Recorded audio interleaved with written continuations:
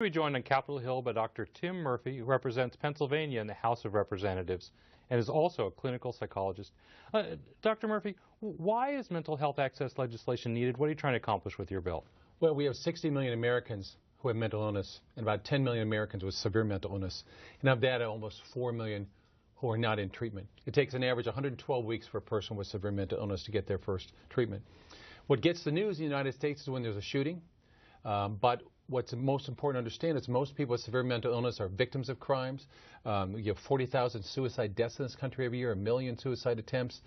Massive problems in this country that we better come to terms with because it's a diagnosable and treatable disease that the federal government has set several barriers to keep people from getting treatment. And we need to remove those barriers and help people. And a lot of in lieu of treatment, I guess a lot of people are ending up in the prison system also. Sure. We had 550,000 hospital beds in this country in the 1950s. Now we have 40,000.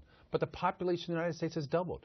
So where those people go, they tend to end up in jail, where it's much worse for them. They tend to be homeless, suicide, unemployed, so many levels of problems that they have. We can't deny that this exists, and unfortunately, society oftentimes wants to deny it. So one of the big controversies about your legislation is around involuntary treatment, and there is a kind of a dark history in the United States of abuses, ethical abuses, and involuntary treatment in the past. Why do you think it's necessary, and why do you think there's so much controversy about it? Well, it's controversial because it's misunderstood. I mean, there was controversy in the Salem witch trials, but we don't think that there's witches out there who are doing these things, and we don't have to burn people to stake. What happened was a lot of people used to be put in hospitals when we didn't understand mental illness. We did not have medication for them. Now we do. It is a brain disease.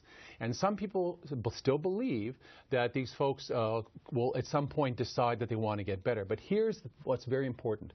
A person with schizophrenia and some of these other illnesses, their brain is actually deteriorating. It's been identified over 100 genetic markers that they have, some with schizophrenia.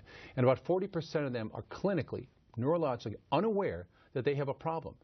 They don't just think the FBI is after them. They don't just think someone's planted electrodes in their brain. They don't just think they're the Messiah. They absolutely believe it. And so they're resistant to treatment.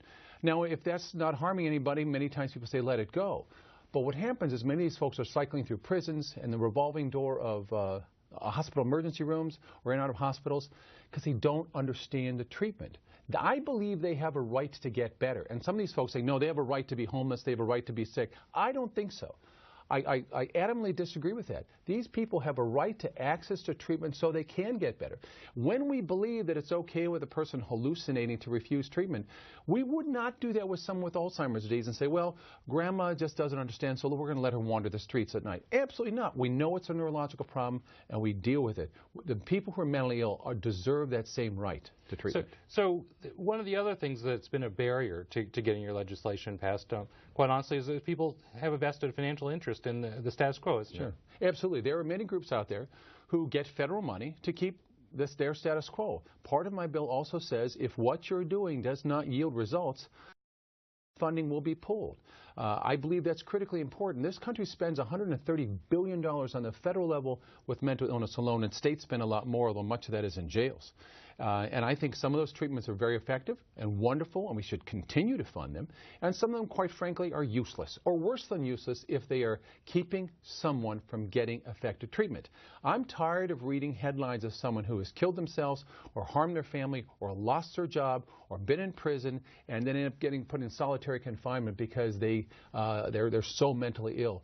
Our country oftentimes acts like some third world country with this, and it is shameful that we are not addressing these mental health issues as a disease and treating people. So we've only got a few seconds left. Very briefly, what's it going to take to get over the hump to actually get this passed? I mean, obviously you could get it through the House relatively easily, but you're also going to have to bring your Senate colleagues along. I think people across America, every family member who has someone with mental illness ought to be writing their congressman and their senator and says, please pass H.R. 3717.